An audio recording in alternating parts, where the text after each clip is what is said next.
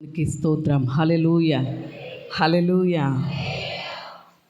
మరొక్కసారి దేవుని వాక్యాన్ని మీతో పంచుకోవడానికి దేవుడు నాకు ఇచ్చినటువంటి ఈ సమయాన్ని బట్టి దేవాతి దేవుని నామాన్ని స్తుతిస్తున్నాను. దేవుని సన్నిధికి కూడి వచ్చినటువంటి మీ అందరికీ కూడా నా హృదయపూర్వకమైన వందనాలు తెలియజేస్తున్నాను. అందరికీ వందనాలండి. దేవునికి స్తోత్రం. హల్లెలూయా, హల్లెలూయా. దేవుని వాక్యం దగ్గరకు వస్తున్నాం కనుక దేవుని సన్నిధిలో ఉన్నాము అంటే మన ప్రవర్తన చాలా ఎలా చూసుకోవాలి చెప్పండి? జాగ్రత్తగా చూసుకోవాలి. ప్రసంగి గ్రంథంలో మనం చూస్తాం కదా, 5వ అధ్యాయం 1వ వచనంలో నీవు దేవుని మందిరానికి పోవునప్పుడు నీ ప్రవర్తన ఎలా చూసుకోవాలి? జాగ్రత్తగా. అంటే దేవుని మందిరంలో ఉండగా మన ప్రవర్తన జాగ్రత్తగా చూసుకోవాలి. అదే సేమ్ టైం దేవుని మందిరంలోనే జాగ్రత్తగా ఉండాలి, ఇంటి దగ్గర ఎలా ఉన్నా అని కాదు. దేవుని మందిరమునకు పోయే ప్రతి ఒక్కరు కూడా ఇంటి దగ్గర కూడా వాళ్ళ ప్రవర్తన ఎలా ఉండాలి? జాగ్రత్తగా ఉండాలి. దేవునికి స్తోత్రం. హల్లెలూయా. మరి దేవుని సన్నిధిలో మనం ఎంత జాగ్రత్తగా దేవుని మాటలు వింటే అంత ఆశీర్వాదం మనం పొందుకుంటాం. కానీ మిగిలినటువంటి టైంలో, అంటే మిగిలిన రోజులన్నిటిలోనూ బాగానే ఉంటారు, కలుసుకోరు కదా. ఆదివారం దేవుని సన్నిధిలోనే కలుసుకుంటారు కాబట్టి ఇక్కడికి వచ్చేదేమో దేవుణ్ణి ఆరాధించడానికి అని చెప్తారు. ఎందుకు వచ్చారు దేవుని మందిరానికి అంటే దేవుణ్ణి ఆరాధించడానికండి అని చెప్తారు. కానీ ఇక్కడికి వచ్చిన తర్వాత చేసే పని ఏంటి? ఒకరితో ఒకరు మాట్లాడుకోవడం, ముచ్చట్లు పెట్టుకోవడం, ఎలా ఉన్నావు, ఏం చేస్తున్నావు అని ఇక్కడే పలకరింపులు. లాస్ట్లో ఆగండి, 1 గంట 2 గంటలు ఆగి మాట్లాడుకుని యోగక్షేమాలు తెలుసుకుని వెళ్ళండి.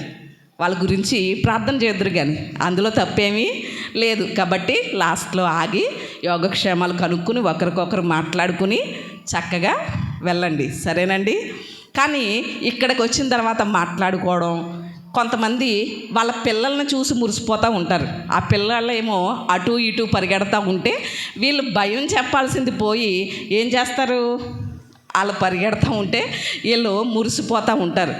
లేకపోతే అప్పుడే గుర్తొచ్చి ఊరికే తెగ రాసేస్తూ ఉంటారు పిల్లలు బుక్కులు తీసి. వీళ్ళేమో చెప్పడం మానేసి ఇలా చూస్తూ ఉంటారు. ఇంకా పిల్లలు చేసే అల్లరిని గడ్డం కింద చెయ్యేసుకుని. ఇవన్నీ దేవుని సన్నిధిలో చేయాల్సినటువంటి పనులు కాదు. మనం దేవుని సన్నిధిలో శ్రద్ధగా ఉంటే ఆయన భూమి మీద ఉన్న సమస్త జనముల కంటే మనల్ని ఏం చేస్తాడు చెప్పండి? హెచ్చిస్తాడు. ఎందుకంటే మన దేవుడు గొప్ప దేవుడు, హెచ్చైన దేవుడు. మనము కూడా ఆయన పిల్లలమైనటువంటి మనల్ని కూడా హెచ్చించాలని ఆయన ఆశపడుతున్నాడు. కానీ మనమే ఏం చేస్తున్నాం? ఇలాంటి చిన్న చిన్న తప్పిదాలను బట్టి కొన్నిసార్లు దేవుని కార్యాలని పొందుకోలేకపోతున్నాం. దేవుని దగ్గర నుంచి వచ్చే ఆశీర్వాదాలకి ఈ చిన్న చిన్న పనులు ఇవన్నీ ఎలా నిలిచిపోతున్నాయి? ఆటంకంగా ఉండిపోతున్నాయి. ఆ విషయాన్ని మనం ఎంతైనా కూడా ఏం చేయాలి చెప్పండి? గమనించాలి. సరే, ఈరోజు మన వాక్య భాగంలోనికి మనం వెళ్దాం రండి. మనం ఇందాక చదువుకున్నటువంటి కీర్తన 2వ కీర్తన 8వ చరణం చదువుదాం.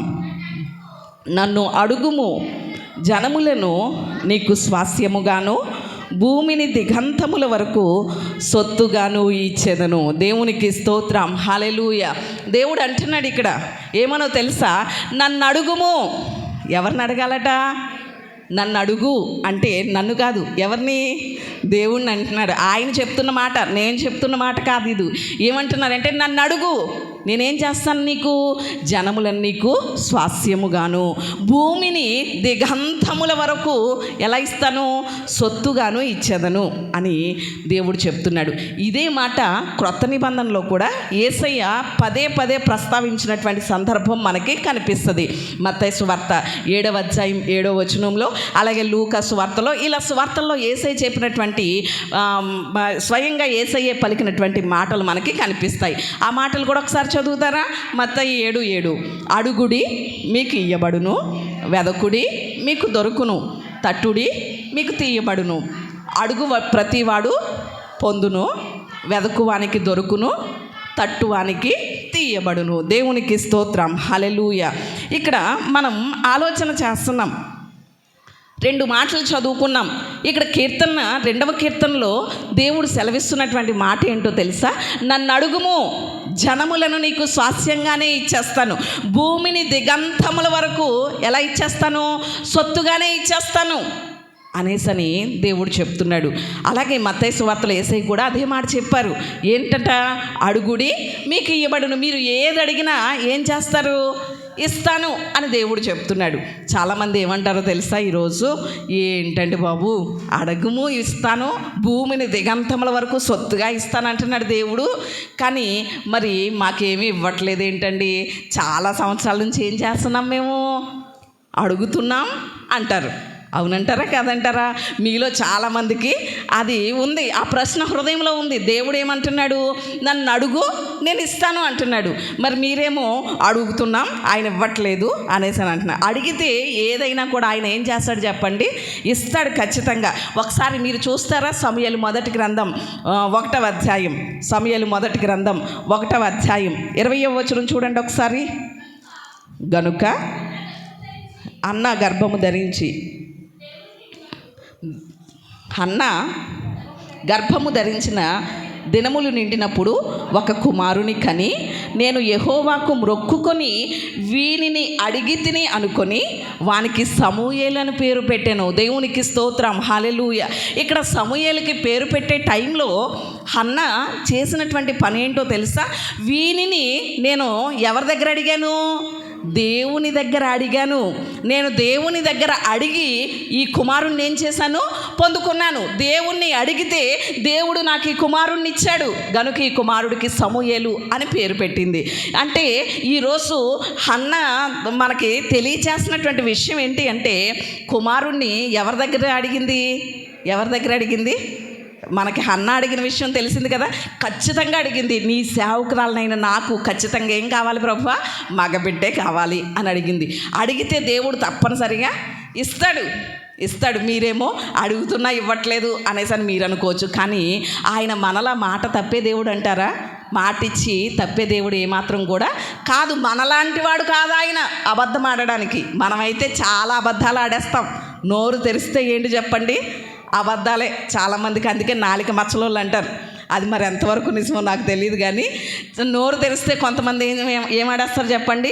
అబద్ధాలు ఆడేస్తారు. కానీ మనం ఆరాధిస్తున్నటువంటి దేవుడు అబద్ధాలు ఆడడానికి మనలాంటి వాడు కాదు. ఆయన చెప్తున్నాడు, నన్ను అడగండి నేను ఏదైనా సరే ఇస్తాను. ఇక్కడ హన్న అడిగింది ఏం పొందుకుంది?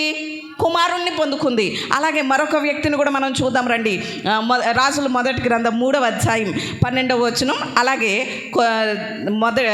దినవృత్తాంతాల గ్రంథం 2వ దినవృత్తాంతాల గ్రంథం 1వ అధ్యాయం 7వ వచనంలో కూడా 2 చోట్ల కూడా ఒకటే మాట రాయబడి ఉంటుంది. ఆ మాట ఏంటి అని గనక మనం ఆలోచన చేస్తే, సొలొమోను గురించి వ్రాయబడినటువంటి మాట ఇది. ఒకసారి చదవండి మాట. నీవు ఇలాగున అడిగినందున నీ మనవి ఆలకించుచున్నాను, బుద్ధి వివేకములు గల హృదయమును నీకు ఇచ్చుచున్నాను. పూర్వీకులలో నీ వంటివాడు ఒకడునూ లేడు, ఇక మీద నీ వంటివాడు ఒకడునూ ఉండడు. దేవునికి స్తోత్రం, హల్లెలూయా. దినవృత్తాంతాలు 2వ గ్రంథంలో కూడా అదే మాటలు రాయబడతాయి. ఈ మాటలే అక్కడ మరలా రిపీట్ చేయబడ్డాయి అన్నమాట.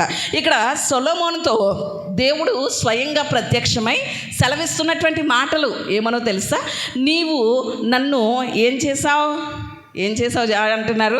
బుద్ధి జ్ఞానములు ఇమ్మని అడిగావు గనుక నేను ఏం చేస్తున్నాను? నీవు అడిగినందుకు నేనేం చేస్తున్నాను?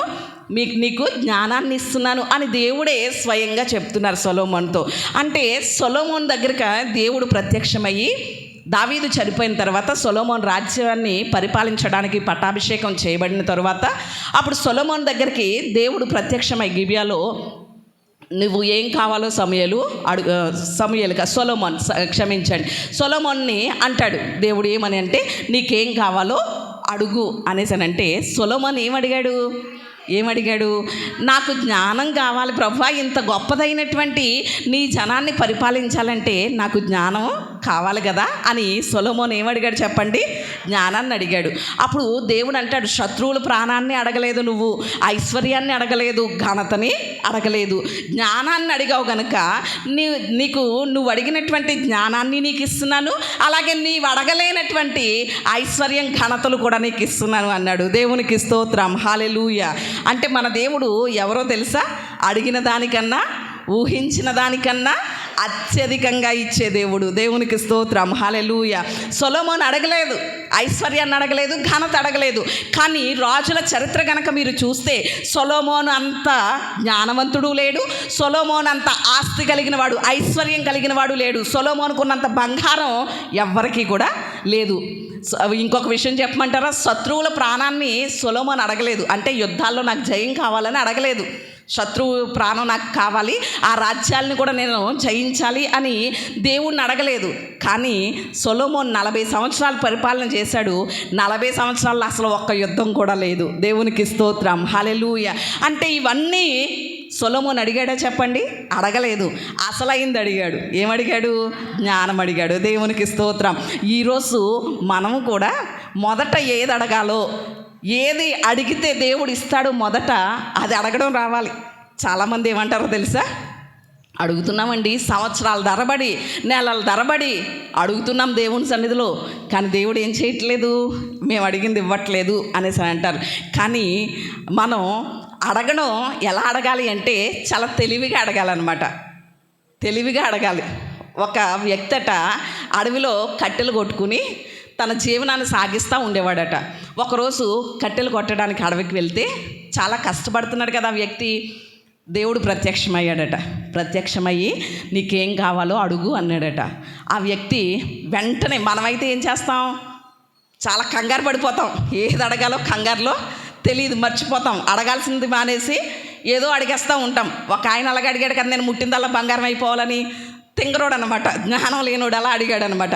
ఈ వ్యక్తి బాగా ఆలోచించి, నేను ఇంటికి వెళ్ళి మా అమ్మని మా భార్యని అడిగి వస్తాను, ఇక్కడే ఉండని ఆ దేవుడితో చెప్పి ఇంటికి వెళ్ళాడట. ఇంటికి వెళ్ళి తన తల్లిని అడిగాడట, అమ్మ దేవుడు నాకు ప్రత్యక్షమయ్యాడు, ఏం కావాలో అడగమన్నాడు, ఏం అడగమంటావే అని అడిగాడట. తల్లి అన్నదట, బాబా ఈ మధ్య వయసు పైబడిపోయి నాకేం కనిపించట్లేదు, కళ్ళు కనిపించట్లేదు బాబా, మా అమ్మకు చూపిమ్మని అడుగురా నాయన అన్నదట. చూపు అంటావే నువ్వు అని భార్య దగ్గరకు వచ్చాడట. దేవుడు నాకు ప్రత్యక్షమయ్యాడు, ఏం అడగమంటావే అని భార్యని అడిగాడట. భార్య అన్నదట, ఏమండి పెళ్ళయి ఇంతకాలం అయింది, మనకెవరు లేరు, పిల్లలు లేరు, ఓ పిల్లోడిని ఇమ్మని అడగండి దేవుణ్ణి అన్నదట. ఎవరు? భార్య. భార్య ఏమో పిల్లోడు అన్నది, తల్లేమో కళ్ళు అన్నది. మరి ఈ రెండిట్లో ఏది అడిగినా ఈ అప్పులన్నీ ఇలాగే ఉంటాయి, నా పరిస్థితి అంతా ఇదే ఉంటుంది. మరి దేవుడు ప్రత్యక్షమై కావాలని అడగమన్నప్పుడు ఈ రెండు అడిగితే నా పరిస్థితి ఎలా మారుతుంది అని ఆలోచించుకుంటూ వస్తున్నాడు. వచ్చి దేవుడి దగ్గరికి వచ్చాడు. ఏం కావాలో అడుగుతున్నావా అన్నాడట దేవుడు. అప్పుడు అన్నాడట ఆ వ్యక్తి, బంగారపు ఉయ్యాల్లో పిల్లోడిని నా తల్లి కళ్ళారా చూసుకోవాలి అన్నాడట. దేవునికి స్తోత్రం, హల్లెలూయా. ఏమన్నాడు చెప్పండి? ఒక బంగారపు ఉయ్యాల్లో పిల్లోడిని నా తల్లి ఎలా చూసుకోవాలి? కళ్ళారా చూసుకోవాలి. అంటే ఇందులో ఏంటి, ఒక్క దెబ్బకి 2 పెట్టలు కాదు, 3 పెట్టలు అనమాట. బంగారపు ఉయ్యాలంటే బంగారాన్ని నమ్ముకుంటే కోటేశ్వరుడు అయిపోతాడు కదా.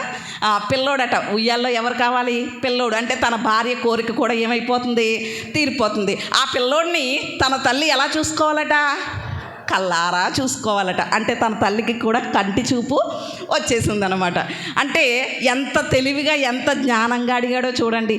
ఈరోజు మనము దేవుణ్ణి కూడా ఏది అడగాలో అది రావట్లేదు. మొదట ఏది దేవుని సన్నిధిలో దేని గురించి అడగాలో, దేని గురించి ప్రార్థించాలో మనకి రావట్లేదు. కనుకనే మనం అడిగింది మనం ఏం చేయలేకపోతున్నాం చెప్పండి? పొందుకోలేకపోతున్నాం. మొదటి ఇంపార్టెన్స్, మొదటి ప్రయారిటీ దేనికి ఇవ్వాలో ఇవ్వలేకపోతున్నాం. అందుకనే చాలా సంవత్సరాల నుంచి అడుగుతున్నాం, కానీ దేవుని దగ్గర నుంచి పొందుకోలేకపోతున్నాం. ఇక్కడ సొలొమోను ఏమడిగాడు? శత్రువుల ప్రాణం ఇమ్మని అడగలేదు, ఐశ్వర్యం ఇమ్మని అడగలేదు, ఘనత ఇమ్మని అడగలేదు, అసలైంది అడిగాడు. అదేంటో తెలుసా? ప్రభువా నాకేం కావాలి? జ్ఞానం కావాలి. మనం అడిగింది తప్పనిసరిగా దేవుడు ఇచ్చే దేవుడు అయి ఉన్నాడు. అందుకనే మొదట మనం ఏది అడగాలో అదే అడగాలి. అందుకనే మత్తయి సువార్తలో 6వ అధ్యాయంలో యేసయ్య చెప్పినటువంటి మాట ఏంటో తెలుసా? మొదట నా నీతిని, నా రాజ్యాన్ని వెదకండి, అంటే అడగండి, అప్పుడు నేనేం చేస్తాను?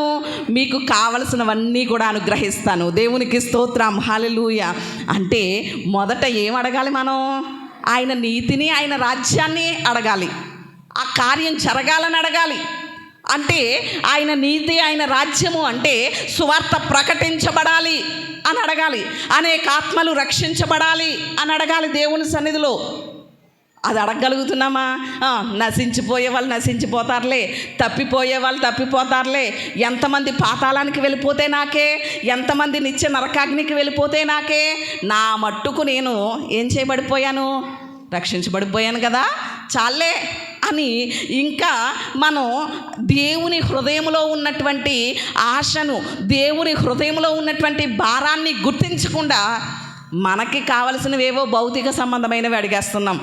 కానీ మనం అడగాల్సినది మొదట మనము దేవుని రాజ్యాన్ని, సువార్త ప్రకటన, అనేక ఆత్మల రక్షణ గనక మనం అడిగామనుకోండి, మనకేం కావాలో ఆయన మనం అడగకుండానే ఇచ్చేస్తాడు. దేవునికి స్తోత్రం, హల్లెలూయా. మనం వాటి వెంట పరిగెట్టక్కర్లేదు. ప్రభువా నాకు ఇది కావాలి, లేకపోతే నా కూతురు పెళ్ళి అవ్వాలి, లేకపోతే నా పిల్లకి గర్భఫలం కావాలి, లేకపోతే నా అప్పులు తీరాలని మనం వాటి వెంట పరిగెట్టక్కర్లేదు. మనం దేవుని నీతిని, రాజ్యాన్ని ఎప్పుడైతే అడుగుతామో, ఎప్పుడైతే వాటిని వెతుకుతామో, అవన్నీ మన వెనక ఎవరు చేసుకెళ్ళిపోతారు? వాటి పనంతా దేవుడే చేసుకెళ్ళిపోతాడు. దేవునికి స్తోత్రం. మరి ఈరోజు అడగవలసిన వాటిని అడుగుతున్నామా? 50 రోజులు ఈ సంవత్సరం దేవుడు మనకిచ్చిన ఈ 50 దినాలు కూడా ఏ పని చెప్పండి? సువార్త పని. ఒక రకంగా చెప్పాలంటే ఏ పని చెప్పండి? సువార్త పని. సువార్త పని. క్రీస్తు ప్రేమ సువార్త కూడికలు 50 దినాలు. దేవునికి స్తోత్రం. చదివారా లేదా? పాంప్లెట్ కూడా చదవలేదన్నమాట ఇంకాను చాలామంది కదా. క్రీస్తు సువార్త, ప్రేమ సువార్త కూడికలు.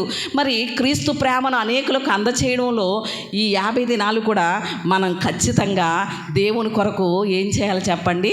ఖర్చు అవ్వాలి, ప్రయాసపడాలి సువార్త పని కొరకు. మనము గనక దేవుని సువార్తను ప్రకటించే విషయంలో, ఆత్మల రక్షణ కొరకు గనక మన సమయము కానివ్వండి, మన బలము కానివ్వండి, మన ధనము కానివ్వండి వెచ్చిస్తే ఖచ్చితంగా వెనక మనకి కావలసినవన్నీ కూడా దేవుడు ఏం చేస్తాడు చెప్పండి? వాటికంటే అత్యధికమైనవి ఇస్తాడు. దేవునికి స్తోత్రం. సొలొమోను శత్రువుల ప్రాణాన్ని అడగలేదు, ఐశ్వర్యం అడగలేదు, ఘనతను అడగలేదు. అడగాల్సిందే అడిగాడు. ఇంత గొప్ప రాజ్యాన్ని ఇచ్చావు కదా ప్రభువా, ఈ రాజ్యంలో నన్ను ఒక రాజుగా నిర్ణయించావు కదా, సింహాసనం మీద కూర్చోబెట్టావు కదా, మరి నీ జనులకు మంచి చెడు నేర్పించాలి అంటే, వారిని నీ మార్గాల్లో నడిపించాలి అంటే నాకేముండాలి? జ్ఞానం ఉండాలి అని అంటే దేవుని ప్రజల కోసం సొలొమోను ఆ మాట అంటే దేవుని ప్రజల కోసం ఆలోచించాడు. దేవుడు ఎవరి గురించి ఆలోచించాడు? సొలొమోను గురించి ఆలోచించాడు. దేవునికి స్తోత్రం. ఈరోజు నీవు గనక నశించు ఆత్మల కొరకు ఆలోచించగలిగితే, నీవు గనక నశించు ఆత్మల కొరకై ప్రయాసపడగలిగితే నీ కొరకు నా దేవుడు ఆలోచిస్తాడు. దేవునికి స్తోత్రం. ఎవరో ఆలోచించారనుకోండి నీ కోసం, ఒకవేళ మన తల్లి కానీ తండ్రి కానీ మన కుటుంబస్తులు మన పరిస్థితులు బాగోలేదని ఆలోచించారనుకోండి, ఏం చేయగలుగుతారు? ఓన్లీ ఆలోచన మాత్రమే. అయ్యో నా కూతురు పరిస్థితి ఇలా ఉందే, నా కొడుకు పరిస్థితి ఇలా అయిపోయిందే అని ఆలోచించగలుగుతారు, అంతే కదా. ఏమీ చేయలేరు. కానీ నీ గురించి నీ పరలోకపు తండ్రి అయినటువంటి దేవుడు గనక ఆలోచిస్తే పరిస్థితులన్నిటినీ తారుమారు చేసేస్తాడు. దేవునికి స్తోత్రం. ఉన్నది లేనట్లుగా, లేనిది ఉన్నట్లుగా చేయగలిగిన వాడు, నిరాకారములో ఆకారమును చేయగలిగిన వాడు, శూన్యంలో సృష్టినే చేయగలిగిన వాడు. ఆయన నిన్ను గురించి ఆలోచించాలి అంటే మొదట నీవు అడగాల్సింది ఏంటి చెప్పండి? నశించు ఆత్మల కొరకైనటువంటి ఆ భారం కలిగి దేవుని సన్నిధిలో అడగాలి. ఆ ఆత్మల రక్షణ కొరకైనటువంటి ఆలోచన కలిగి ఉండాలి. అప్పుడు సొలొమోను గురించి ఆలోచించిన దేవుడు ఈరోజు మన గురించి కూడా ఆలోచిస్తాడు. దేవునికి స్తోత్రం. హల్లెలూయా.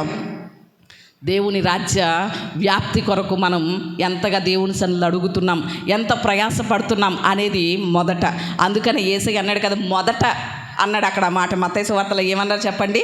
మొదట నా నీతి, నా రాజ్యం, దాన్ని వెదకండి. అంటే నశించు ఆత్మల కొరకైనటువంటి భారంతో, నశించు ఆత్మల రక్షణ కొరకై ప్రయాసపడండి.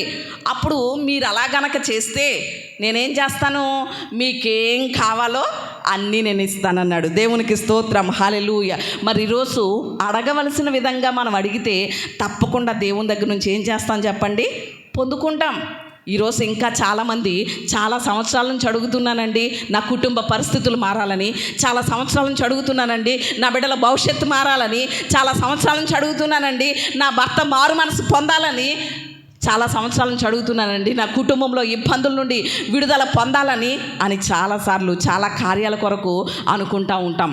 కానీ మొదట మనం చేయాల్సింది చేస్తే అప్పుడు మనకి కావలసినవన్నీ దేవుడే అనుగ్రహిస్తాడు. దేవునికి స్తోత్రం, హల్లెలూయా. ఆయన ఈరోజు చెప్తున్నారు ఏంటో తెలుసా, నన్ను అడగండి, జనములను నీకు ఎలా ఇస్తాను?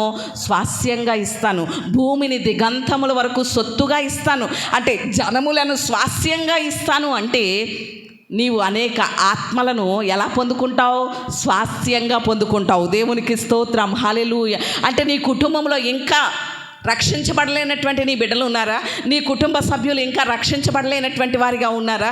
నీవు దేవుని మందిరానికి వెళ్తున్నావు, నీవు రక్షించబడ్డావు, నీ పేరు జీవ గ్రంథంలో రాయబడింది. కానీ నీ కుటుంబస్తులు, నీ రక్త సంబంధికుల పేర్లు ఇంకా మరణ గ్రంథంలోనే ఉన్నాయా? వారి పేర్లు జీవ గ్రంథంలోనికి లెక్కించబడలేదా? వారు నిత్య నాశనానికే జోగిపోయేటువంటి పరిస్థితుల్లో ఉన్నారా? దేవుడు ఏమంటున్నాడో తెలుసా, నన్ను అడుగు, జనాల్ని నీకు ఎలా ఇస్తాను?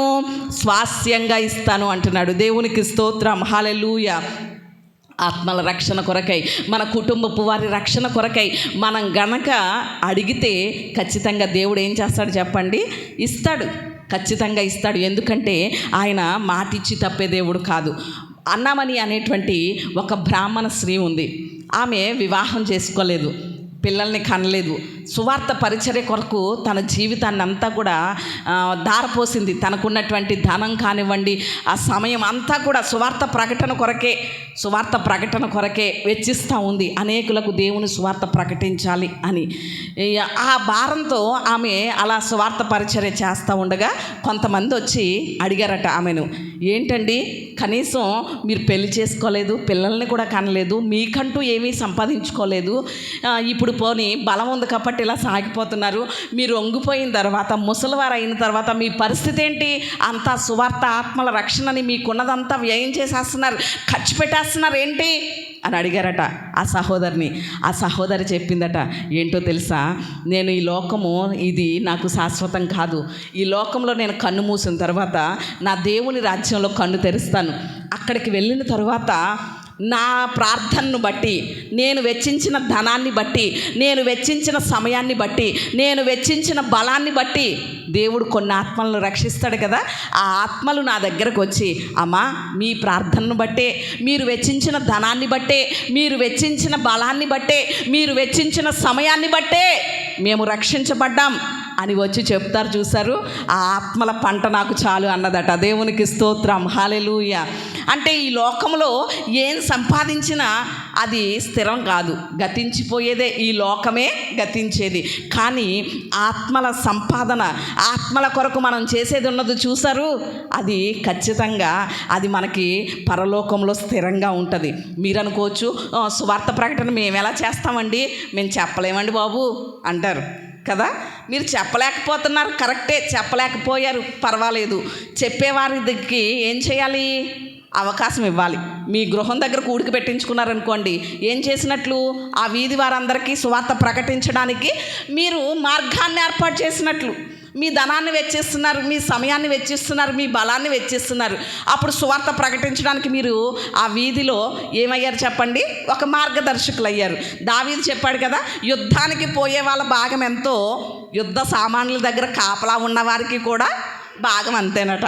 అంటే సువార్త ప్రకటించే సేవకులకి ఎలాంటి ప్రతిఫలం కలుగుతుందో, సువార్త ప్రకటించడానికి కారణంగా నిలిచినటువంటి నీకు, నీ కుటుంబానికి కూడా అంతకన్నా ఆశీర్వాదం దేవుడిస్తాడు. దేవునికి స్తోత్రం. ఈరోజు మరి మనం ఎంతవరకు ఆ పని కొరకు ముందుకు సాగగలుగుతున్నాం అనేది ఎంతైనా ఆలోచన చేయాలి. ఇక్కడ మనము ఆలోచన చేస్తున్నాం ఏంటి అంటే, నన్ను అడుగుము, నేను జనములను నీకు స్వాస్యముగాను, భూమిని దిగంతముల వరకు సొత్తుగాను ఇస్తానంటున్నాడు. మనం ఆల్రెడీ ఇందాక జ్ఞాపకం చేసుకున్నాం కదా, ఎఫెసీ పత్రికలో ఏమంటున్నాడు చెప్పండి ఆయన. ఎఫెసీ పత్రిక 3వ అధ్యాయం 20వ చరణంలో ఉంటుంది ఆ మాట. ఏంటి అనేసనంటే, మీ దేవుడు అడుగు వాటన్నిటికంటేను, ఊహించు వాటన్నిటికంటేను అత్యధికంగా దయచేయగలిగిన శక్తి కలిగిన వాడు ఆయన. అడిగిన దానికన్నా, ఊహించిన దానికన్నా అత్యధికంగా ఇవ్వగలిగినటువంటి దేవుడు. మరి అలాంటి ఊహించిన దానికన్నా అత్యధికంగా ఇచ్చే దేవుడు మనం అడిగినా కూడా ఎందుకు ఇవ్వట్లేదు? మరొక మాట నేను మీకు చూపించమంటారా? మత్తయి సువార్త 7వ అధ్యాయం 11వ వచనం చూడండి ఒకసారి. అక్కడ ఏమని ఉంటుందో తెలుసా? మీ పరలోకపు తండ్రి అడుగువారికి ఎంతో నిశ్చయంగా ఇస్తారట. దేవునికి స్తోత్రం, హల్లెలూయా. అంటే ఒక కుమారుడు తండ్రి దగ్గరకు వచ్చి, తండ్రి నాకు రొట్టె కావాలి అంటే తండ్రి రాతినిస్తాడా? ఇవ్వడు కదా. కుమారుడికి రొట్టెనే పెడతాడు. ఆ కుమారుడు తండ్రి నాకు చేప కావాలి అంటే పాముని కోసి పెడతాడా చెప్పండి? చేపనే ఇస్తాడు కదా బిడ్డలు అడిగినప్పుడు తల్లిదండ్రులు. లేకపోతే ఆ కుమారుడు తండ్రి నాకు గుడ్డు కావాలి అంటే ఆ తండ్రి తేలుని పెడతాడా? పెట్టడు కదా. అంటే మీరు చెడ్డవారైనా మీ పిల్లలకి ఏమి ఇస్తున్నారు? మంచి ఇవ్వాలనుకుంటున్నారు. మీరు అనుకుంటారా లేదా? మనం ప్రతి ఒక్కరము కూడా తల్లిదండ్రులు మనము ఎలా ఉన్నా పర్వాలేదు, మన భవిష్యత్తులు ఏమైపోయినా పర్వాలేదు, మన బిడ్డల భవిష్యత్తు బాగుండాలి, మన పిల్లలు గొప్పవారు అవ్వాలి, మన పిల్లలు గొప్పగా ఉండాలి అనేసి అని అనుకుంటాం. అవునంటారా కాదంటారా? రిక్షా తొక్కుకునే రిక్షా పుల్లర్ కూడా తన కొడుకు ఇంజనీర్ అవ్వాలనుకుంటాడు. అలాంటి ఆశలు కలిగి ఉన్నామా లేదా మన బిడ్డల మీద కదా? అంటే మనం చెడ్డవారమే అయినా కూడా మన బిడ్డలకు మంచి ఇవ్వాలి అనుకుంటే మరి మనం ఆరాధిస్తున్న దేవుడు ఎవరో తెలుసా? ఆయన పరలోకమందున్నటువంటి మన తండ్రి. దేవునికి స్తోత్రం, హల్లెలూయా. నీవు రక్తం పంచుకొని పుట్టినటువంటి నీ పిల్ల మీదే, నీ బిడ్డ మీదే అంత ప్రేమ నీకుంటే నీ కొరకు ఆయన రక్తాన్నే ధారపోసుకన్నాడు. ఆ పరలోకపు తండ్రికి నీ కంటే ఎంతో ప్రేమ కదా. మరి అలాంటి పరలోకపు తండ్రి మన బిడ్డలకి మనమే ఇవ్వాలి అనుకుంటే మనకంటే నిశ్చయముగా, ఎంతో నిశ్చయంగా ఆయన మనం అడిగినవి దయచేస్తాడు. దేవునికి స్తోత్రం, హల్లెలూయా. మరి ఈరోజు అడగగలుగుతున్నామా? మీరు అంటారు చాలా సంవత్సరాల నుంచి అడుగుతున్నామండి. మరి ఎందుకు ఇవ్వట్లేదండి? దేవుడు ఎందుకు ఇవ్వట్లేదు? చాలా సంవత్సరాల నుంచి అడుగుతున్నామండి అనేసి అని అంటారా? ఎలా అడగాలో మనం ఈరోజు నేర్చుకుందాం. చాలా సంవత్సరాల నుంచి అడుగుతున్నాం, సరే చాలాసార్లు అడిగాం దేవుణ్ణి, కానీ అడిగిన వాటిని ఇంకా దేవుని దగ్గర నుంచి పొందుకోలేకపోతున్నాం. అడిగిన వాటిని దేవుడు ఇవ్వలేకుండా ఉన్నాడు అనేసి అని అంటే ఇవ్వగలిగిన దేవుడే, ఆయన సామర్థ్యం కలిగిన దేవుడే, శక్తి కలిగిన దేవుడే, కానీ పొందుకోలేకపోతున్నామంటే మనకేం రాలేదని అర్థం? అడగడం రాలేదని అర్థం. ఉదాహరణకి కొన్నిసార్లు మన పిల్లలు కొన్ని అడుగుతారు, అక్కర్లేదులే, ఇదేం అవసరం లేదు అంటాం. అప్పుడు వాళ్ళు ఊరుకున్నారనుకోండి, ఇక వాళ్ళకి సర్లే ఇంకా అవసరం లేదని అంటే ఊరుకున్నాడు కదా అని మనము కూడా ఏం చేస్తాం? ఊరుకుని ఉంటాం. అవునా కదా చెప్పండి? కానీ కొన్నిసార్లు మన బిడ్డలు మన దగ్గరకు వచ్చి అది కావాలని ఏం చేస్తారు చెప్పండి? పట్టుబట్టేస్తారు. అవునంటారా కదంటారా? పట్టుబట్టేస్తారు. అమ్మ నాకు అది కావాలి, లేకపోతే డాడీ నాకు అది కావాలని పట్టుబట్టేస్తారు. పట్టుబట్టినప్పుడు ఖచ్చితంగా ఇస్తామా లేదా? ఖచ్చితంగా ఇస్తాం కదా. అంటే వాళ్ళు మన దగ్గర నుంచి కావలసినవి పొందుకోవడం కొంతమంది పిల్లలకు వస్తుంది, కొంతమందికి రావట్లేదు అడగడం. అలాగే ఈరోజు దేవుడు అడిగినవన్నీ మనకి ఇస్తాడు. అడిగినవన్నీ ఇచ్చే దేవుడే, పరలోకపు తండ్రే. కానీ మనం అడిగినవి పొందుకోలేకపోతున్నామంటే మనకేమి రాలేదని అర్థం? దేవుణ్ణి అడగడం రాలేదు. ఇంతవరకు మనం పొందుకోలేకపోతున్నామంటే కారణం ఏంటి చెప్పండి? ఆయన్ని అడగడం రాలేదు. మరి ఈరోజు ఎలా అడగాలో మనం నేర్చుకున్నాం అనుకోండి, 50 రోజులు దేవుడు ఏమిస్తున్నాడు? అవకాశం ఇస్తున్నాడు. దేనికోసం? అడగడం కోసం. దేవునికి స్తోత్రం, హల్లెలూయా. మనకి కావలసినవన్నీ పొందుకోవడానికి, మన కుటుంబాల్లో దేవుని కార్యాలు చూడడానికి ఎలా అడగాలో నేర్పిస్తున్నాడు. అడగడానికి కూడా 50 రోజులు అవకాశం ఇస్తున్నాడు. ఈరోజు ఎలా అడగాలో మనం నేర్చుకుని ఈ 50 రోజులు పట్టుబట్టేయాలి. ఇక పట్టుదల ఏమాత్రం కూడా విడిచిపెట్టకూడదు. ఎన్ని ఆటంకాలు రానివ్వండి, ఎన్ని అభ్యంతరాలు రానివ్వండి, మనం పట్టుబడ్డాము అంటే దేవుని దగ్గర నుంచి సాధించకుండా విడిచిపెట్టకూడదు. దేవునికి స్తోత్రం. అలాంటి నిర్ణయం కనుక ఈరోజు మనం తీసుకుంటే ఖచ్చితంగా దేవుని కార్యాలు మనం చూడగలుగుతాం. ఎలా అడగాలో కొన్ని మాటలు నేను మీకు చూపిస్తాను రండి.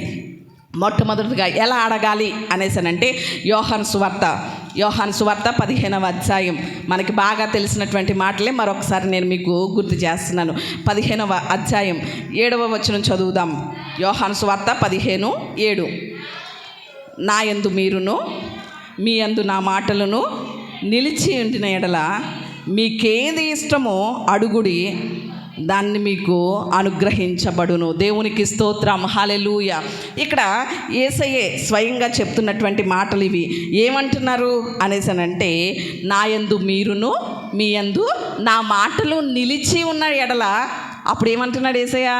మీకేది ఇష్టమో అడగండి. మన పిల్లలకి కూడా ఇలాంటి చాయిస్ ఇవ్వం మనం. నీకు ఏది ఇష్టమో అడగరా అని ఎప్పుడైనా అన్నామా? అడగం. అనం. ఎందుకో తెలుసా? వాళ్ళకి ఇష్టమైంది తడుపు మోపుడు అవుతుంది మనకి, కాబట్టి ఇవ్వలేం కనుక ఎప్పుడు ఆ చాయిస్ మన పిల్లలకి ఇవ్వలేం, కానీ దేవుడు మాత్రం మనకిస్తున్నాడు ఆ చాయిస్. మీకేది ఇష్టమో అడగండి, నేనేం చేస్తాను, మీకు ఇస్తాను అంటున్నాడు. ఎలా అడగాలట? ఆయన యందు మనము నిలిచి, ఆయన మాటలు మనలో నిలిచి అప్పుడు అడగాలట. అంటే ఈరోజు ఎలా అడగాలో నేర్చుకుంటున్నాం కదా. మొట్టమొదటిగా ఎలా అడగాలి అంటే దేవునిలో నిలిచి అడగాలి. ఎలా అడగాలి చెప్పండి? దేవునిలో నిలిచి అడగాలి. మరి ఇంతవరకు మనం అడిగినవి పొందుకోలేకపోతున్నాం అంటే ఇంతవరకు ఏం చేయలేదన్నమాట, దేవునిలో నిలిచి అడగలేదు అనే విషయం మనకు అర్థమవుతుంది. మరి ఈరోజు ఎంతవరకు ఆయనలో నిలిచి ఉంటున్నాం? కష్టాలు వచ్చినాయని, శ్రమలు వచ్చినాయని ఈరోజు దేవుని విడిచిపెట్టేసేవారు చాలామంది ఉన్నారు. ఎలాంటి ప్రతికూలతలు వచ్చినా, కష్టాలు వచ్చినా, శ్రమలు వచ్చినా, ఇబ్బందులు వచ్చినా, ఇరుకులు వచ్చినా ఏ మాత్రము కూడా విడిచిపెట్టకుండా ఎవరిలో నిలవాలి చెప్పండి? ఆయనలోనే నిలవాలి. దేవునికి స్తోత్రం.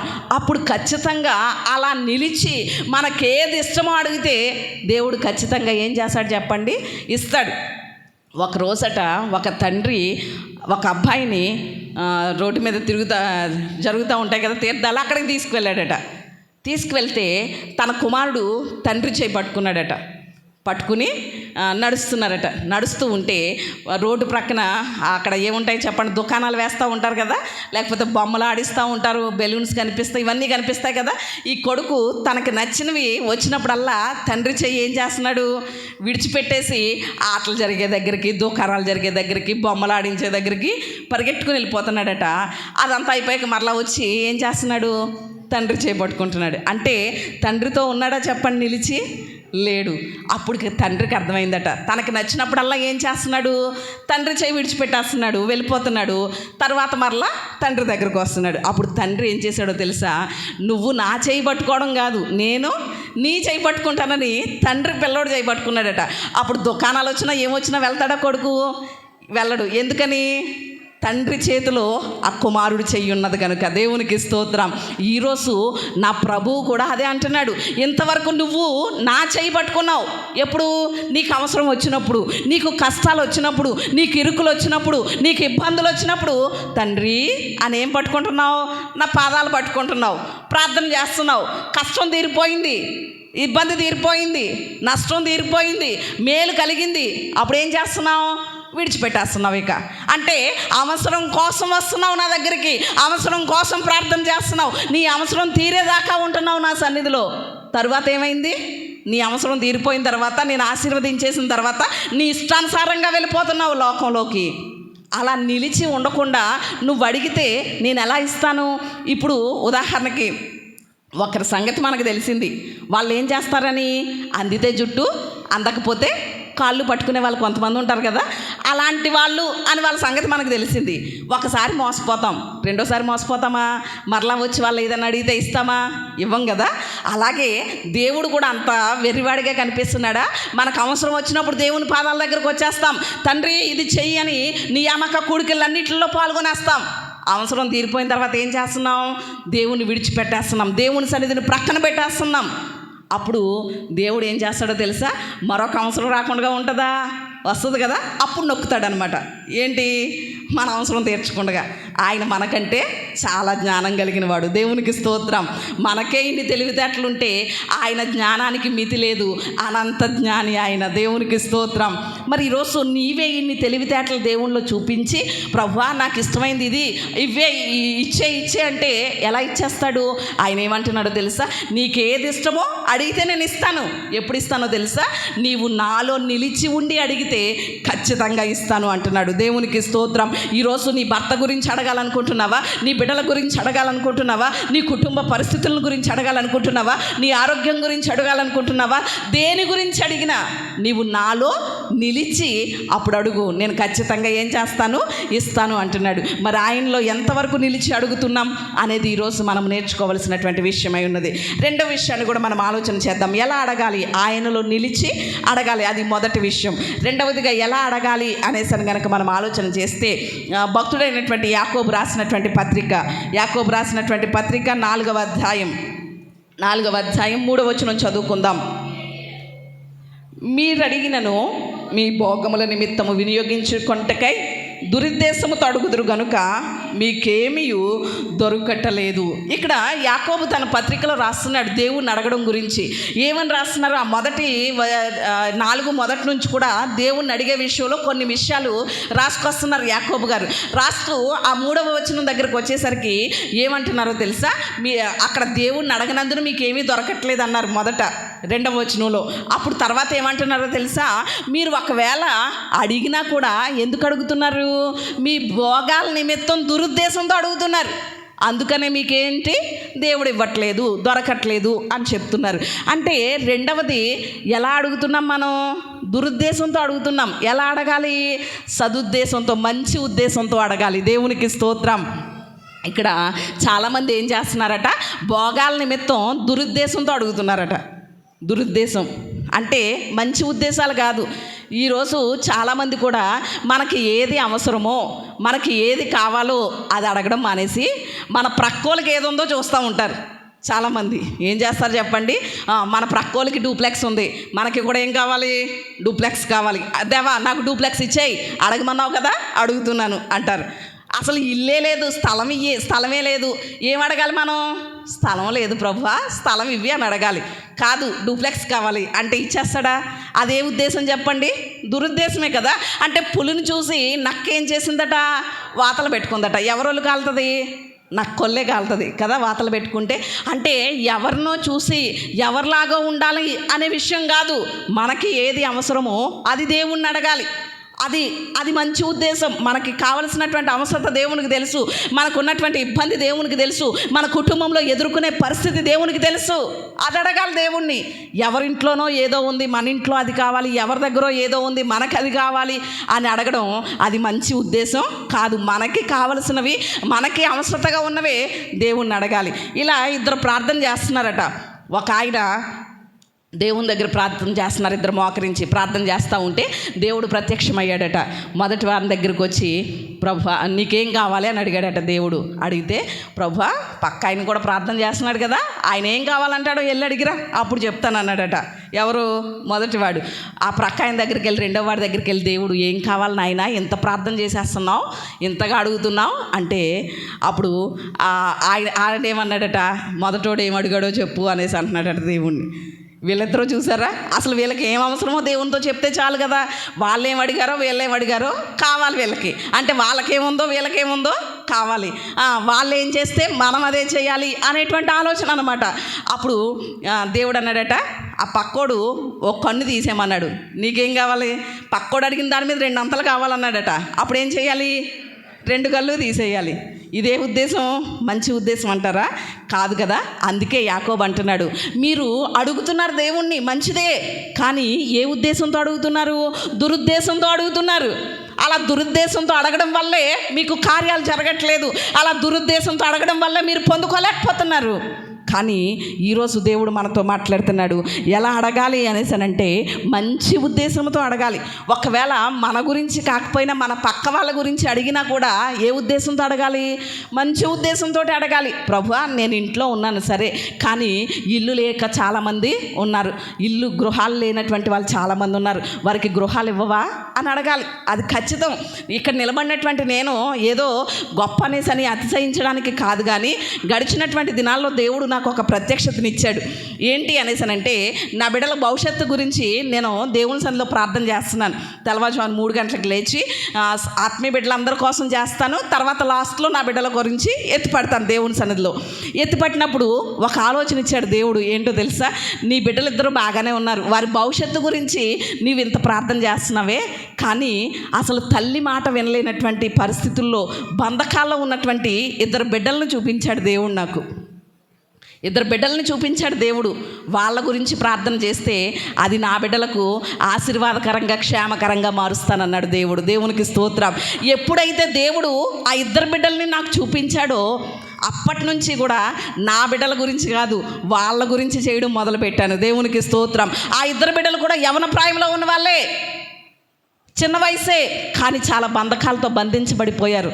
దేవుని ఉద్దేశాల నుండి తప్పిపోయిన వారిగా ఉన్నారు. ఏమాత్రం కూడా ఆశీర్వాదకరంగా లేవు వాళ్ళ జీవితాలు. అసలు వారి కుటుంబ పరిస్థితి కూడా చాలా దీనంగా ఉన్నటువంటి పరిస్థితి. అలాంటి వారిని ఇద్దరిని దేవుడు చూపిస్తే వాళ్ళ కొరకు ప్రార్థన చేయడం మొదలుపెట్టాను. దేవునికి స్తోత్రం.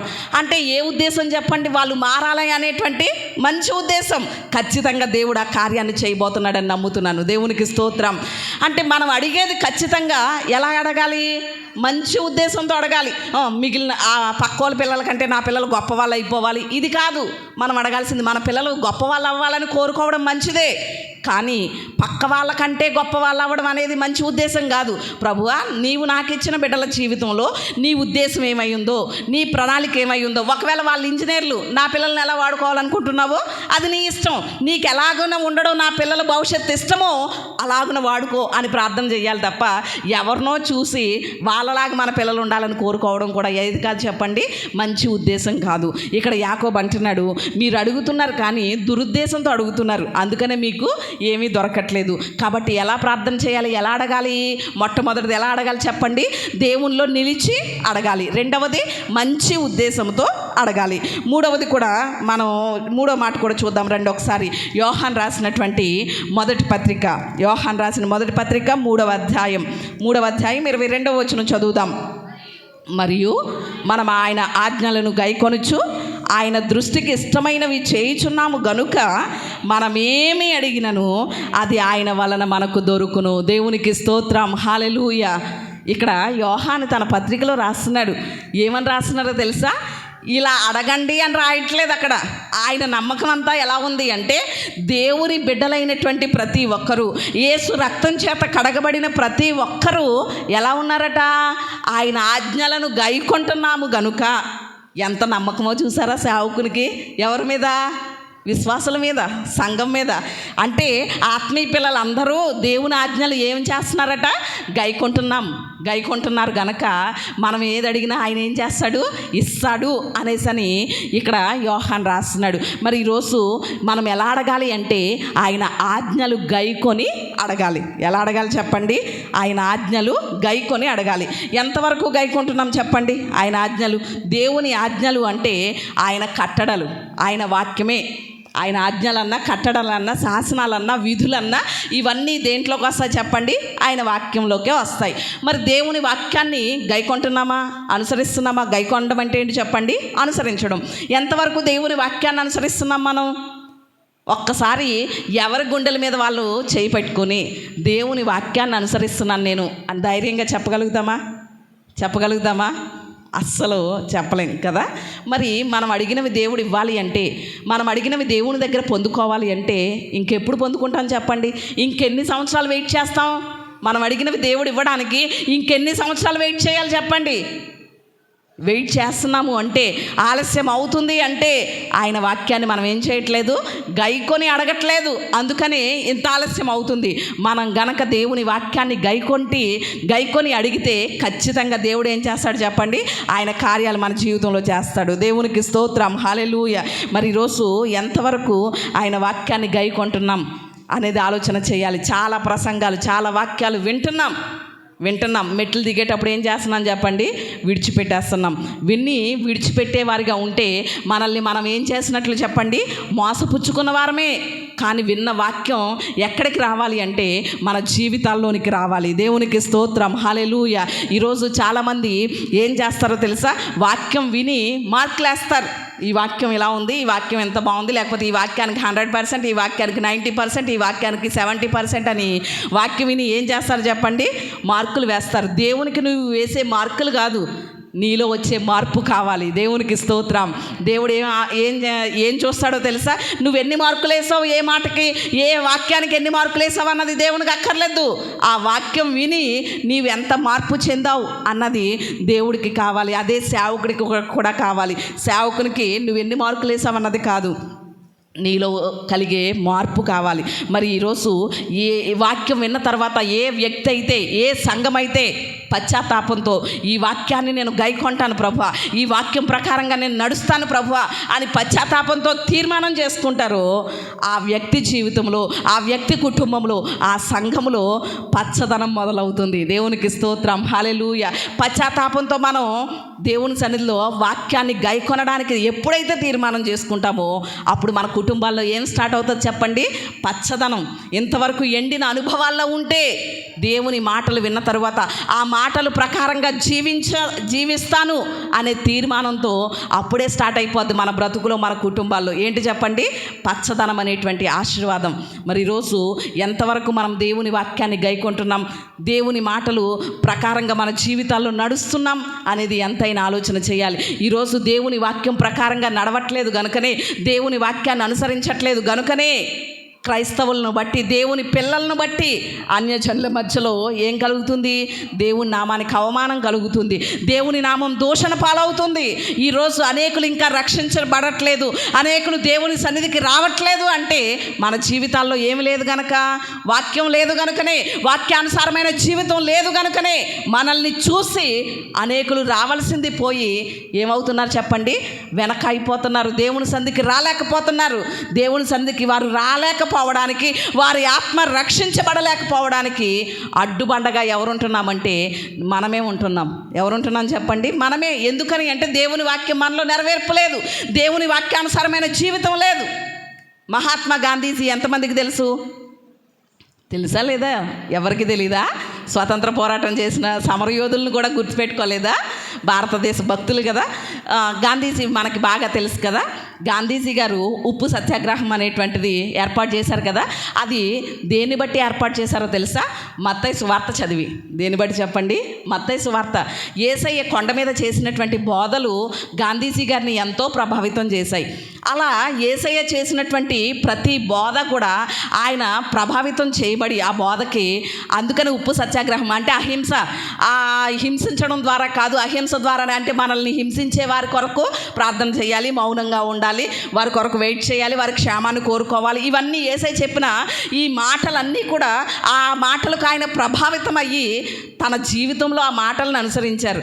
కానీ యేసయ్య దగ్గరికి వచ్చారా అంటే రాలేదు. ఆయన ఒకసారి అడిగారు, ఎందుకని మీరు యేసయ్య బోధలను అనుసరిస్తున్నారు కదా, దేవుని వాక్యం అంటే చాలా ఇష్టం అంటున్నారు, యేసయ్య కొండ మీద చేసిన ప్రసంగాలంటే ఇష్టం అంటున్నారు, మరి దేవుని దగ్గరికి ఎందుకు రావట్లేదు అనేసనంటే ఆయన ఇచ్చిన సమాధానం ఏంటో తెలుసా? నాకు యేసయ్య ఇష్టం, ఆయన చెప్పిన మాటలు ఇష్టం. యేసయ్య నచ్చారు, ఆయన చెప్పిన మాటలు నచ్చాయి. కానీ ఎవరు నచ్చలేదో తెలుసా? ఈ క్రైస్తవులు నచ్చలేదన్నారు. ఎవరు? మహాత్మా గాంధీ. అందుకనే ఈ క్రైస్తవులు వీళ్ళ జీవిత విధానం, వీళ్ళ మాట తీరు, వీరి ప్రవర్తన నాకు నచ్చలేదు కనుకనే నేను యేసయ్య దగ్గరికి రావట్లేదు అన్నారు. అలా ఈరోజు చాలామంది మనల్ని బట్టే మనం దేవుని వాక్యాన్ని ప్రకారంగా జీవించలేకపోతున్నాం కాబట్టి అనేకులు దేవుని దగ్గరికి ఏం చేయలేకపోతున్నారు చెప్పండి? రాలేకపోతున్నారు. ఇక్కడ దేవుడు ఏమంటున్నాడో తెలుసా? ఇంతవరకు ఎన్నో అడిగారు కానీ మీరు పొందుకోలేకపోతున్నారు. మీకు ఏది ఇష్టమైనా మీరు ఏది అడిగినా నేను ఇస్తాను. ఎప్పుడో తెలుసా? నా ఆజ్ఞలు అంటే నా మాటలు గైకొని, అంటే నా వాక్యాన్ని మీరు అనుసరించి అడిగితే ఖచ్చితంగా ఏం చేస్తాను? మీకు ఇస్తాను అంటున్నారు. 4వ మాట చెప్పి నా మాటలు నేను ముగిస్తాను. మత్తయి సువార్త 21వ అధ్యాయం, మత్తయి సువార్త 21వ అధ్యాయం 22వ వచనం చూడండి. అలాగే మార్కు సువార్త 11వ అధ్యాయం 24వ వచనం. ఈ 2 వచనాల్లో కూడా ఒకే మాట మనకి కనిపిస్తుంది. మత్తయి సువార్త 21, 22, అలాగే మార్కు 11, 24. ఈ రెండిట్లో ఒకటే మాట మనకి కనిపిస్తుంది. ఆ మాట ఏంటో చదువుదాం. మరియు మీరు ప్రార్థన చేయనప్పుడు వేటిని అడుగుదురో అవి దొరికినవని నమ్మిన ఎడల మీరు వాటన్నిటినీ పొందుదురని వారితో చెప్పాను. దేవునికి స్తోత్రం, హల్లెలూయా. ఎలా ప్రార్థన చేయాలి అంటే మొట్టమొదటిగా ఎలా ప్రార్థన చేయాలి చెప్పండి? ఎలా ప్రార్థన చేయాలి? ఎలా అడగాలి దేవుణ్ణి? మర్చిపోయారు. దేవునిలో నిలిచి అడగాలి. రెండవది ఎలా అడగాలి? మంచి ఉద్దేశంతో అడగాలి. మూడవది ఎలా అడగాలి? ఆయన ఆజ్ఞలను గైకొని అడగాలి. 4వది ఇక్కడ యేసయ్య స్వయంగా చెప్తున్నటువంటి మాట. ఎలా అడగాలి? మీరు ఎలా అడగడం అంటే ఏంటి చెప్పండి? ప్రార్థన చేయడమే కదా. ఎలా అడగాలి, ఎలా ప్రార్థన చేయాలి అంటున్నారంటే యేసయ్య మీరు ఏదైతే ప్రార్థన చేస్తున్నారో వాటిని ఏం చేయాలి? పొంది ఉన్నామని నమ్మి ప్రార్థన చేయాలి, నమ్మి అడగాలి. అప్పుడు మీరు అడిగిన వల్ల ఏం చేస్తారు చెప్పండి? పొందుకుంటారు. అంటే 4వ మాట యేసే చెప్పిన మాట ఏంటో తెలుసా? మనం దేవుని సన్నిధిలో ఎలా అడగాలి అంటే నమ్మకంతో అడగాలి. దేవునికి స్తోత్రం. ఎలా అడగాలి చెప్పండి? నమ్మకంతో అడగాలి, విశ్వాసంతో అడగాలి. ఈరోజు చాలామంది దేవుని సన్నిధిలో అడుగుతున్నారు, ప్రార్థన చేస్తున్నారు, కానీ ఏముండట్లేదు? విశ్వాసం ఉండట్లేదు. మనం ప్రార్థన చేసినటువంటి ప్రార్థనకు దేవుడు జవాబిస్తాడు, మన ప్రార్థన ఆయన ఆలకిస్తాడు, మన ప్రార్థనలకు ఆయన ప్రతిఫలం ఇస్తున్నాడు అని ఏముండట్లేదు చెప్పండి? విశ్వాసం ఉండట్లేదు, నమ్మకం ఉండట్లేదు. కానీ ప్రార్థన మాత్రం ఏం చేస్తున్నాం? తెగ చేసేస్తున్నాం. పాస్టర్ గారు అంటారు కదా, ఓకదంపుడు ప్రార్థనలా గంటలు చేసేస్తున్నాం. కానీ చేసిన ప్రతి ప్రార్థన దేవుడు ఖచ్చితంగా అంగీకరిస్తున్నాడు. నా ప్రార్థనకు నా దేవుడు జవాబిస్తున్నాడు, నేను అడిగిన దాన్ని ఆయన చెయ్యబోతున్నాడు అని నమ్ముతున్నామా? నమ్మితే ఖచ్చితంగా దేవుడు చేస్తాడు. దేవునికి స్తోత్రం. మరి ఈరోజు ఎంతవరకు మనం విశ్వాసం ఉంచగలుగుతున్నాం, నమ్మగలుగుతున్నాం, నమ్మకంతో అడగగలుగుతున్నాం అనేది ఎంతైనా ఆలోచన చేయాలి. ఒక బిడ్డకి తన తండ్రి మీద నమ్మకం ఉంటుంది కనుకే, నా తండ్రి ఇది చేస్తాడు, నా తండ్రి ఇది కొనిపెడతాడు, లేకపోతే నేను అడిగితే ఇది ఇస్తాడు అని బిడ్డకి ఎంత నమ్మకం ఉంటుందో తన తండ్రి మీద, అలాగే మనకి కూడా ఎవరి మీద ఉండాలి? మన దేవుని మీద ఉండాలి. నేను అడిగింది నా దేవుడు ఇస్తాడు అనే నమ్మకంతో అడగాలి. బిడ్డ తండ్రిని నమ్ముతుంది కదండి. పైకి ఎగరేస్తాడు ఒక బిడ్డని, ఆ బిడ్డ పైకి ఎగరేసినప్పుడు ఏడుస్తుందా చెప్పండి? ఏడవది. ఏం చేస్తుంది? నవ్వుతుంది. ఎందుకని? నా తండ్రి నన్ను పట్టుకుంటాడనే నమ్మకం ఆ చిన్న బిడ్డలో ఉంది. మరి ఈరోజు మన పరమ తండ్రి మీద మనకి ఎంత నమ్మకం ఉంది? అదర్ కంట్రీస్లో, లండన్ ఇలాంటి అదర్ కంట్రీస్లో రోడ్ల మీద బస్సు ఎక్కడ పడితే అక్కడ ఆపరు. ఒక బస్ స్టాప్ దగ్గరే ఏం చేస్తారు చెప్పండి? బస్సులు ఆపుతారు. ఒక అమ్మాయి స్కూల్కి వెళ్ళి రోడ్డు స్టాప్ దగ్గర కాకుండా, బస్ స్టాప్ దగ్గర కాకుండా ప్రక్కన నిలబడిందట. చాలామంది బస్ స్టాప్లో నిలబడ్డారు. వాళ్ళంత దూరాన ఆ అమ్మాయి నిలబడిందట బస్సు ఎక్కడానికి, స్కూల్ బస్సు ఎక్కడానికి. అందరూ అంటున్నారంట, అదేంటి అక్కడ నిలబడ్డావు, బస్సు ఆగదు అక్కడ నిలబడితే, ఎలా వచ్చాయి, స్టాప్ దగ్గరికి వచ్చాయి అంటున్నారట. నేను రాను, ఖచ్చితంగా ఇక్కడ ఏమవుతుంది? బస్సు ఆగుతుంది అని చెప్పిందట అమ్మాయి. అందరూ చాలా వింతగా చూస్తున్నారు. ఏంటి ఇది? గవర్నమెంట్ రూల్స్కి వ్యతిరేకం కదా, బస్సు ఆగదు కదా, బస్ డ్రైవర్ ఆపడు కదా, ఇదేంటి అని చాలా ఆశ్చర్యంగా చూస్తున్నారు. ఏమవుతుందో చూద్దాం, అసలు అక్కడ అమ్మాయి ఆగిన చోట బస్సు ఆగుతుందా లేదా అని చాలామంది వెయిట్ చేస్తున్నారు. ఈలోగా బస్సు వచ్చింది, స్టాప్లో ఉన్న వాళ్ళందరినీ ఎక్కించేసుకుంది. వాళ్ళంత దూరాన అమ్మాయి నిలబడింది, అక్కడ బస్సు ఆగింది. దేవునికి స్తోత్రం. అక్కడ బస్సు ఆగిందట, ఆ అమ్మాయి ఎక్కేసింది. ఇదేంటి నువ్వు ప్రత్యేకంగా స్టాప్ లేని చోట ఆగి బస్సు ఆగుతుందని అంత ఖచ్చితంగా చెప్పావేంటి అన్నారట. అప్పుడు ఆ పిల్ల చెప్పిందట, బస్సు డ్రైవర్ మా నాన్నే కాబట్టి నేను ఎక్కడ ఆగినా ఎక్కించుకుంటాడు అన్నదట. దేవునికి స్తోత్రం. హల్లెలూయా. నడిపేది ఎవరు చెప్పండి? తన తండ్రి. కాబట్టి బస్ స్టాపే ఉండాల్సిన అవసరం లేదు. ఎక్కడ ఆగినా ఏం చేస్తాడు తండ్రి? బస్సు ఆపుతాడు కదా. అలాగే ఈరోజు అంత నమ్మకం మన తండ్రి మీద ఉండాలి, మన పరలోకపు తండ్రి మీద మనకి ఉంటే ఖచ్చితంగా మనం అడిగేవి ఆయన ఏం చేస్తాడు చెప్పండి? చేస్తాడు. మరి ఈరోజు మన విశ్వాస పరిమాణం ఎంత ఉంది, ఎంత నమ్మకంతో దేవుణ్ణి అడుగుతున్నాం అనేది ఎంతైనా ఆలోచన చేయాలి. ఒక చిన్న సంఘటన చెప్పి నా మాటలు నేను ముగిస్తాను. 1944వ సంవత్సరం నవంబర్ 10 నుంచి 17 ఈ తారీఖుల మధ్యలో హిట్లర్ లండన్ మీద ఆటం బాంబు వేయాలనేటువంటి ఆలోచన కలిగి ఉన్నాడు. వేయబోతున్నాడు అనే సమాచారం లండన్లో ఉన్నటువంటి మిలిటరీ వారికి తెలిసింది. ఆ మిలిటరీ వాళ్ళు ఏ ప్రాంతంలో అయితే ఆటం బాంబు వేయాలనుకుంటున్నాడో హిట్లర్, ఆ ప్రాంతాలన్నింటినీ కూడా వెకేట్ చేయించేద్దాం, ఖాళీ చేయించేద్దాం, అక్కడ ఉన్నటువంటి ప్రజలకు ఇబ్బంది లేకుండా ఉంటుంది, ఎవరు కూడా మరణించకూడదు అని ఏ ప్రాంతంలో అయితే వెయ్యబోతున్నాడో ఆ ప్రాంతం అని సమాచారం వచ్చినటువంటి ఆ పరిసర ప్రాంతాల్లో ఉన్నటువంటి వాళ్ళందరినీ కూడా ఇల్లులు ఖాళీ చేయించేస్తున్నారు, వెకేట్ చేయించేస్తూ ఉంటే అలా ఒక ఇంటికి వచ్చారట. ఆ ఇంట్లో ఒక ముసలావిడ 80 సంవత్సరాల వృద్ధురాలు ఉంది. వచ్చి ఆ ముసలావిడతో అన్నారట మిలిటరీ వాళ్ళు, ఏమనో తెలుసా, ఇక్కడ హిట్లర్ బాంబు వేయాలనేసి అని అనుకుంటున్నాడు. ఇలాంటి చాలా గల్లంతైన పరిస్థితుల్లో ఉంది దేశం, లండన్ అంతా కూడా. మరి నువ్వు ఇంత ప్రశాంతంగా ఎలా పడుకుంటున్నావు అసలు? ఇప్పటికీ ఈ విషయం తెలియలేదా నీకు? ఖాళీ చేసాయి, ఇక్కడ ఈ పరిసర ప్రాంతాల్లోనే బాంబు వేస్తాడని తెలిసింది అన్నారట ఆ మిలిటరీ వాళ్ళు. అప్పుడు ఆమె అన్నదట, నేను ఖాళీ చెయ్యను, నేను ఇక్కడే ఉంటాను అన్నదట. అదేంటి నీకు అర్థం కావట్లేదా? హిట్లర్ ఆటం బాంబు వేస్తాడనేసి అని తెలిసింది కదా, ప్రభుత్వం చాలా సూచనలు ఇస్తుంది కదా, నువ్వు ఇంత ధైర్యంగా ఇంత ప్రశాంతంగా ఎలా ఉన్నావు? అనేసి అని అడిగారట ఆ ముసలావుడిని. ఆ ముసలావిడ అన్నదట, ఒక ఆయన నా కోసం మేలుకొని కాపలా కాస్తుంటే నేనెందుకు భయపడతాను, నేను చాలా ప్రశాంతంగా నెమ్మదిగా పడుకుంటాను అన్నదట. ఒక ఆయన పడుకుని ఉన్నాడా, కాపలా కాస్తున్నాడా మెలకుగా ఉండి, ఎవరైనా అన్నారట ఆ మిలిటరీ వాళ్ళు. అప్పుడు ఆమె చెప్పిందట, మీరు ఎప్పుడైనా బైబిల్ చదివారా అని అడిగిందట. చదివాం. అయితే మరి 121వ కీర్తన 4వ చరణంలో ఏముంది, ఇశ్రాయేలును కాపాడువాడు కునుకడు నిద్రపోడు అనేసి అని ఉంది కదా. నా దేవుడు నన్ను కాపాడడానికి కునుకైనా వేయట్లేదు, రెప్పైనా మూయట్లేదు, నిద్రపోవట్లేదు. అలా కునుకుపాటు కూడా వేయకుండా నా దేవుడు నన్ను కాపాడడానికి మెలకుగా ఉన్నాడు. అలాంటప్పుడు నేను ఎంతో నెమ్మదితో పడుకుంటాను, ఎంతో హాయిగా ఉంటాను, నాకేంటి భయం అన్నదట ఆ ముసలావిడే. అప్పుడు వాళ్ళు అన్నారట, నువ్వు ఖాళీ చేస్తావా లేదా అన్నారట. నేను ఖాళీ చేయను, నన్ను కాపాడేవాడు కునుకకుండా నిద్రపోకుండా నా దేవుడు ఉంటే నేను ఎందుకు ఖాళీ చేస్తాను అంటే, అప్పుడు వాళ్ళు అన్నారట, ఒక సైన్ చెయ్యి. ఎందుకు అనేసానంటే, ఒకవేళ ఈ బాంబు ఈ పరిసర ప్రాంతాల్లో పడితే, ఒకవేళ నువ్వు మరణిస్తే నీ మరణానికి మాకు ఏ సంబంధం లేదు. వాళ్ళు ఆల్రెడీ వెకేట్ చేయమన్నారు, నేనే చేయనన్నాను, నేను మరణించిన దానికి వాళ్ళకి ఏ బాధ్యత లేదు అని సంతకం పెట్టివి అన్నారట. సర్లే అని ఆ ముసలావిడి ఏం చేసింది చెప్పండి, సంతకం పెట్టి ఇచ్చేసిందట. హిట్లర్ ఆటం బాంబు వేశాడు. ఎక్కడ పడింది అంటే కరెక్ట్గా ఆ ముసలావిడి ఇంటి ప్రక్కనే పడిందట. ఎక్కడ పడింది చెప్పండి, ముసలావిడి ఇంటి ప్రక్కనే పడింది. కానీ అది పేలలేదు, 40 అడుగుల లోతులోనికి వెళ్ళిపోయింది. దేవునికి స్తోత్రం. ఎక్కడ పడింది చెప్పండి, ఆ ముసలావిడి ఇంటి ప్రక్కనే పడింది. కానీ ఆటం బాంబు ఏమవ్వలేదు, పేలలేదు, 40 అడుగుల లోతులోనికి వెళ్ళిపోయింది. ఇప్పుడు గనక మీరు లండన్ వెళ్తే గనక, లండన్ మ్యూజియంలో మీరు చూస్తే అక్కడ ఒక మాట రాసి ఉంటుంది. లండన్ మ్యూజియంలో గనక చూస్తే ఒక మాట ఉంటుంది. ఏంటో తెలుసా, ఈ లండన్ని saved by old women faith అని ఉంటుంది. ఆ మ్యూజియంలో ఒక పేరు రాయబడి ఉంటుంది. ఏంటి అనేసానంటే, ఈ ప్రాంతాన్ని సేవ్ చేసింది ఒక ముసలావిడి యొక్క విశ్వాసం అని. దేవునికి స్తోత్రం, హల్లెలూయా.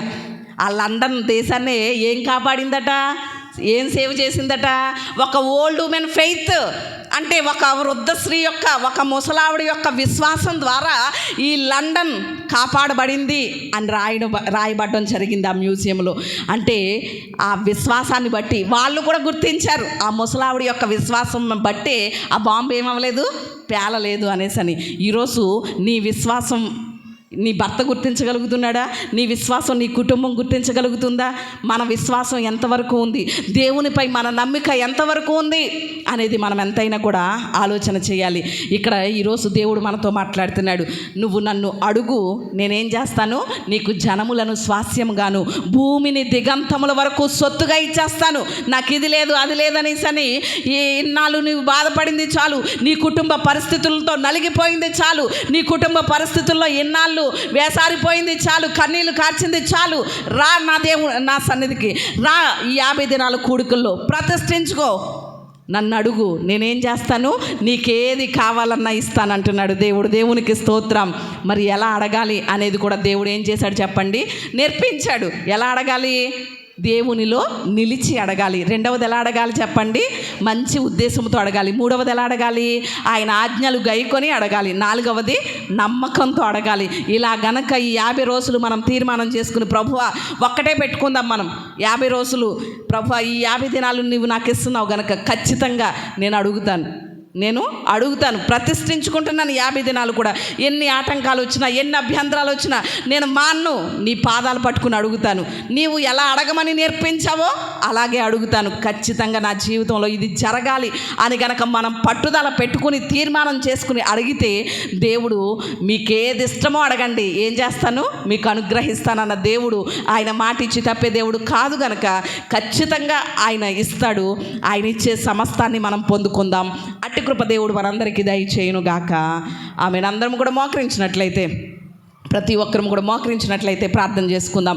ఇంతవరకు దేవుడు మనతో మాట్లాడాడు. నన్ను అడుగు అంటున్నాడు. ఎవరెవరినో అడుగుతున్నావా, లేకపోతే నీకు కష్టం వచ్చిందని, ఇబ్బంది వచ్చిందని నీ బంధువుల దగ్గరికి వెళ్తున్నావా, ఎవరెవరి దగ్గర చేయి చాపుతున్నావా, వాళ్ళని